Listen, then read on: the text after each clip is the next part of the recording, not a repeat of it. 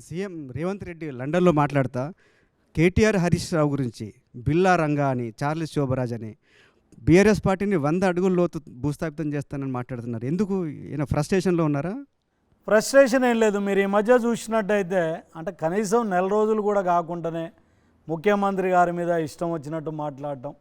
ఈరోజు అదానీ అనేట ఆయన ఒక వ్యాపారవేత్తగా మేము చూస్తున్నామండి. ఆయన తప్పులు చేసిండ్రా ఒప్పులు చేసిండ్రా మాకున్న అభిప్రాయాలు చెప్పిండ్రు రాహుల్ గాంధీ. అంత మాత్రాన ఈ రాష్ట్రంలో పెట్టుబడులు పెడతామంటే వద్దనే పరిస్థితి ఉండదు కదా.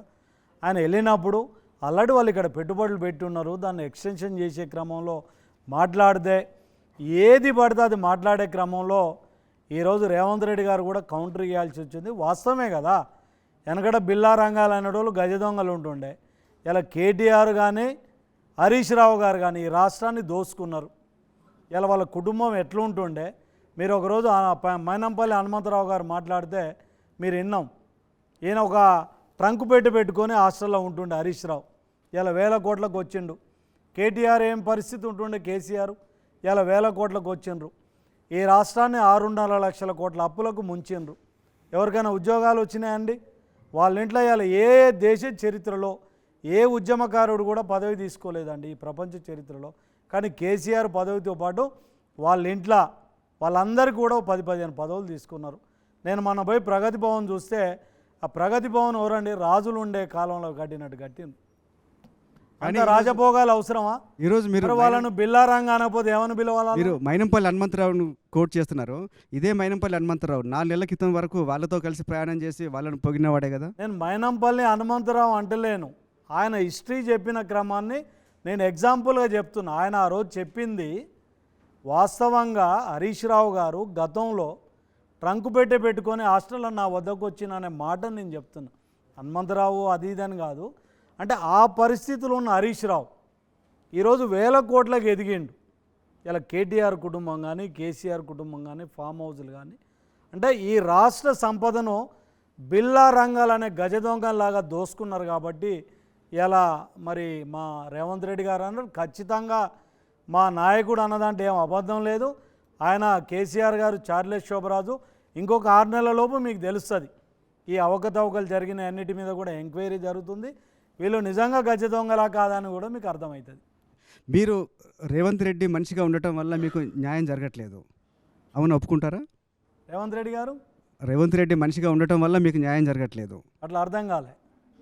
మీరు రేవంత్ రెడ్డి గ్రూప్లో ఉండటం వల్ల రేవంత్ రెడ్డి మనిషిగా ఉండటం వల్లనే మీకు టికెట్ రావట్లేదు. చెడు జరిగినా నేను నా ఆఖరి శ్వాస వరకు రేవంత్ రెడ్డి గారితో ఉంటా. ఇంకొక ముచ్చటే లేదు. అది ఏది జరిగినా జరగకపోయినా ఈరోజు నేను ఈ స్థాయిలో ఉన్నా అంటే ఆయన ఇచ్చిన గౌరవం ఉన్నది చాలు. ఖచ్చితంగా నాకు న్యాయం చేస్తాడని నమ్మకం. మీరు జానారెడ్డి గారితోనో లేకుంటే రేవంత్ రెడ్డి గారితో ఉత్తమ్ కుమార్ రెడ్డి లేదంటే కోమటిరెడ్డితో కలిసి పనిచేసే అవకాశం ఉంది? లేదు, అస్సలు ఏది ఉండదు. వెంకటరెడ్డి గారు కూడా నాకు దగ్గర. జిల్లా విషయానికి వచ్చినప్పుడు వెంకటరెడ్డి గారితో కూడా నేను కలిసి ఉంటా. నాకు సొంత అన్నలాంటి వాడు, రాజగోపాల్ రెడ్డి కూడా అన్నలాంటి వాళ్ళు. వాళ్ళతోటి కూడా జిల్లాలో కలిసి అంటే నాకు ఎవరితోటి విభేదాలు లేవు. మీరు చూడండి, నాకు ఇన్ని టికెట్లు ఇది మిస్ అయినా కూడా నేను ఎవరి మీద స్టేట్మెంట్ ఇవ్వలేదు. నేను ఎవరికి వ్యతిరేకంగా కూడా నేను పనిచేయలేదు. అంటే నేను ఎవ్వరికి అది కాదు, కానీ నేను ఖచ్చితంగా రేవంత్ రెడ్డి గారి వర్గంలో ఉంటే అందులో ఏం అనుమానం కూడా లేదు. మీ విధేయత రేవంత్ రెడ్డి పైన పార్టీ పైన? అంటే ఫస్ట్ నేనున్న పార్టీకి విధేయునిగా ఉంటా. దాని తర్వాత నేను నమ్ముకున్న నాయకుని కూడా విధేయత. ఎందుకంటే పార్టీ టికెట్ ఇవ్వనప్పుడు గీత దాటడానికి సిద్ధపడిన మీ విధేయతను శంకించాల్సిన అవసరం లేదా? లేదు. అంటే ఒక్కొక్కసారి మీరు చూస్తే దామోదర్ రెడ్డి గారికి కూడా 94లో అనుకోండి, 94లో 98, 99లో ఆయనకు తుంగతుర్తి టికెట్ ఇవ్వనప్పుడు ఇండిపెండెంట్గా పోటీ చేసి ఆయన గెలిచి మళ్ళీ కాంగ్రెస్లోకి రావడం జరిగింది. నిన్న మీరు నా దాంట్లో కూడా చూస్తే నేను మళ్ళీ గెలిచి కాంగ్రెస్ పార్టీలోకి వస్తా అని చెప్పి, అంటే ఏదైతే ఒక్కొక్కసారి అధిష్టానం ఏదన్నా తప్పు జరిగినప్పుడు దాన్ని సరిచేయాల్సిన బాధ్యత, ప్రజల అభిప్రాయాలని అధిష్టానానికి తీసుకెళ్లాల్సిన అవసరం ఉంది. కాబట్టి అన్ని చోట్ల టికెట్ రాని వాళ్ళంతా అలా రెబల్గా పోటీ చేస్తే గెలుస్తా ఒకరో ఇద్దరు కాకతాళీయంగా గెలవచ్చు కానీ అందరూ అలా పోటీ చేస్తే పార్టీకి ఇబ్బంది కదా. అందరికీ నాలేక అన్యాయం జరిగి అందరూ ప్రజలు ఆ విధంగా మరి ఆ రకంగా వచ్చే పరిస్థితి. ప్రతి నియోజకవర్గం నుంచి ఆస్పిరెంట్స్ ఎక్కువ మంది ఉంటారు. మీరు చూసినట్టయితే నిజమైన ఆస్పిరెంట్ ఉండి చివరి దానిగా ఉండి నాలాగా ఉండేటోళ్ళు 2-3 ఉంటారు. 4-5 మించి ఉంటారు రాష్ట్రంలో. ఎవరు చెప్పండి? యాస్పిరెంట్లు వేరు, ఎవరు మీరు 10 మంది 5 మంది ఉన్నా అంటే చివరి దానిక కష్టపడి పనిచేసి నేను 5 సంవత్సరాల నుంచి పనిచేసిన, పాదయాత్ర చేసిన, ఒక్కొక్క ఓటర్ని 3 సార్లు, అంటే నేను ఒకసారి కాదు 4వసారికి ప్రయత్నం చేస్తున్నాను. 2009 నుంచి నేను కష్టపడుతున్నా. ఎందుకనంటే అద్దంకి దయాకర్ నాకు టికెట్ ఇవ్వకపోయినా నేను ఇలాగే ఉంటాను, కాంగ్రెస్ పార్టీతో నా పైన నా విధేయత కాంగ్రెస్ పార్టీ పైనే అని అద్దంకి దయాకర్ అంటున్నాడు. మీ జిల్లానైతే మీరు ఒకవేళ పార్టీ టికెట్ ఇవ్వకపోతే లైన్ దాటడానికి సిద్ధంగా ఉన్నాను అని చెప్పారు. లేదు, పార్టీని నేను ఆ రోజు చెప్పినా ఈ రోజు చెప్తున్నా, పార్టీ విధేయునిగానే ఉంటాం. ఇవాళ ఒకవేళ మేము ఆ రోజు ఇండిపెండెంట్గా పోయినా కూడా గెలిచినా కూడా మళ్ళీ అంటే అధికారం ఉన్నా లేకున్నా కూడా మేము అనౌన్స్ చేసినాం కాంగ్రెస్ పార్టీకే ఉంటాం. సోనియా గాంధీకి సూర్యాపేట నియోజకవర్గం నుంచి గెలిచి బహుమతిగా పోతామని చెప్పినాం, కానీ ఎక్కడ కూడా విధేయత నుంచి పక్కకు జరిగింది లేదు. ఒక విషయం ఆత్మసాక్షిగా నిజం చెప్పాలి, ఆ రోజు కౌంటింగ్ జరుగుతున్నప్పుడు సూర్యాపేట అభ్యర్థి రామిరెడ్డి దామోదర్ రెడ్డి ఓడిపోతున్నాడు అనే మాట మీ చెవిన పడ్డ క్షణంలో మీ రియాక్షన్ ఏంటి? ఎందుకంటే మీకు టికెట్ ఇవ్వట్లేదు అన్న మీకు తెలిసిన వెంటనే మీ కళ్ళల్లోంచి నీళ్ళు వచ్చేసాయి. రామిరెడ్డి దామోదర్ రెడ్డి ఓడిపోయాడు అని మీకు విన్న వెంటనే మీ రియాక్షన్ ఏంటి ఆ క్షణం? అంటే నేను రియల్గా మనస్ఫూర్తిగా చెప్తే దామోదర్ రెడ్డి గారు గెలవాలని కోరుకున్నాను.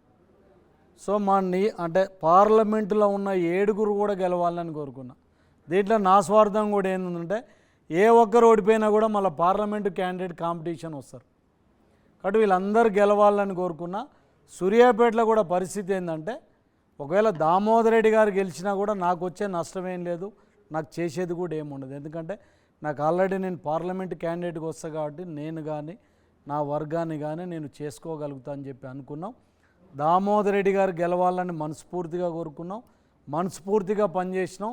దామోదర్ రెడ్డి గారు ఓడిపోయినప్పుడు మాత్రం మీరన్న ఆ తెలిసినప్పుడు మాత్రం బాధపడ్డా. అయ్యో పాపం చివరి ఎన్నిక కదా, ఆరోగ్యం కూడా సహకరిస్తలేదు, చివరికి ఆయనకు ఒక కోరిక ఉండే గెలిచిపోవాలని. తర్వాత ఇంకొకటి ఏంటంటే అక్కడ జగదీశ్వర్ రెడ్డి అరాచకాలు, ఆయన కానీ ఆయన శిష్యుల అరాచకాలు కూడా బాగుండు. అంటే కార్యకర్తలు ఏం కోరుకుంటారు అంటే దామోదర్ రెడ్డి గారు గెలిచి ఏం చేస్తాడో చేయడో కానీ ఒక ఎమ్మెల్యేగా గవర్నమెంట్ ఉండి ఎమ్మెల్యేగా గెలిస్తే కింద కూడా ఒక మంచి వాతావరణం ఉంటుంది క్యాడర్లో. సో దాన్ని అంతా జగదీశ్వర్ రెడ్డి అరాచకాలు ఏంటి అంటే మీరు చూసిండ్రు కదా, ఇసుక మాఫియా వాళ్ళే, శాండ్ మాఫియా వాళ్ళే, నీకు ఏ గవర్నమెంట్ సెక్టర్లో లోన్లు వచ్చిన వాళ్ళే.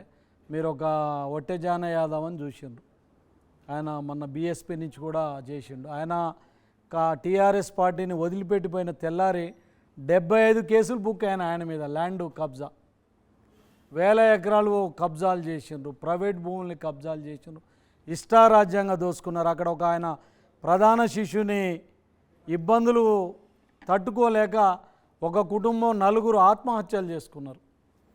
జగదీశ్వర్ రెడ్డి అరాచకాలు భరించలేక 4 ఆత్మహత్యలు చేసుకున్నారు. జగదీశ్వర్ రెడ్డి గారి శిష్యుడు ఒక ఆయన ఫైనాన్షియల్ హరాస్మెంట్ తట్టుకోలేక, నేను అనుకుంటా గవర్నమెంట్ 2014 అంటే 16-17లో ఒక కుటుంబం సూర్యాపేట పట్టణంలో ఆత్మహత్య చేసుకుంది 4. అంటే అంత అరాచకాలు చేసిండ్రు.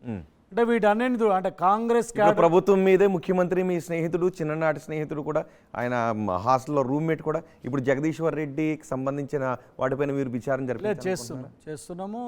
స్టేట్ లెవెల్లో కూడా విచారణ చేస్తున్నాం. అంటే ఆయన శాఖ పైన కదా, ఆయన విద్యుత్ శాఖ ముఖ్యమంత్రి గారికి కూడా రిప్రజెంటేషన్ ఇచ్చినాం. ఏదైతే సూర్యాపేటలో జగదీశ్వర్ రెడ్డి గారు వాళ్ళ అనుచరులు ముఖ్యంగా భూ కబ్జాలకు కానివ్వండి, ఏదైతే గతంలో అవకతవకలు పాల్పడినో దాని మీద ఎంక్వైరీ చేయాలని. జగదీశ్వర్ రెడ్డి నేరుగా భూ కబ్జాలకు పాల్పడ్డా? జగదీశ్వర్ రెడ్డి అంటే ఆయన అనుచరులు ఆయన అంటే ఆయనకు ప్రధానమైన, అంటే ఆయన కనుసన్నల్లో ఆయనకు తెలిసి జరిగినాయా? 100% ఆయనకు తెలిసి ఆయన ప్రోత్సహించిండు. ఇప్పుడు ఈ ఒట్టెజానయ్య అనే వ్యక్తి ఎగ్జాంపుల్ చెప్తున్నా, ఆయన ప్రధాన శిష్యుడిగా ఉండి ఆయన టీఆర్ఎస్ పార్టీ నుంచి డీసీఎంఎస్ చైర్మన్కి ఇప్పించి ఆయన మీద అప్పటికే పలు అవినీతి ఆరోపణలు, భూ కబ్జా ఆరోపణలు ఉంటే కూడా ఎక్కడ కూడా ఏ కేసును కూడా ఆయన కేసు పెట్టనీయలేదు. ఆయన ఎప్పుడైతే మంత్రికి వ్యతిరేకంగా, ఆనాడు ఉన్న మంత్రి జగదీశ్వర్ రెడ్డి గారికి వ్యతిరేకంగా గలం ఇప్పి ఆయన పార్టీ నుంచి వెళ్ళిన తెల్లారి ఆయన మీద 100 మంది బయటకు వచ్చి, అంటే దానికి కూడా మళ్ళీ మంత్రి గారే ఎంకరేజ్ చేసి కేసులు పెట్టించి దాదాపు 75 కేసులు ఆయన మీద బుక్ అయినాయి, భూ కబ్జా కేసు. అంటే ఏ విధంగా జగదీశ్వర్ రెడ్డి గారి అనుచరులు ఆయన కనుసైగల్లో ఆయనకు తెలిసి జరిగిందో మీకు దీంతో స్పష్టంగా మీకు అవగాహన అవుతుంది.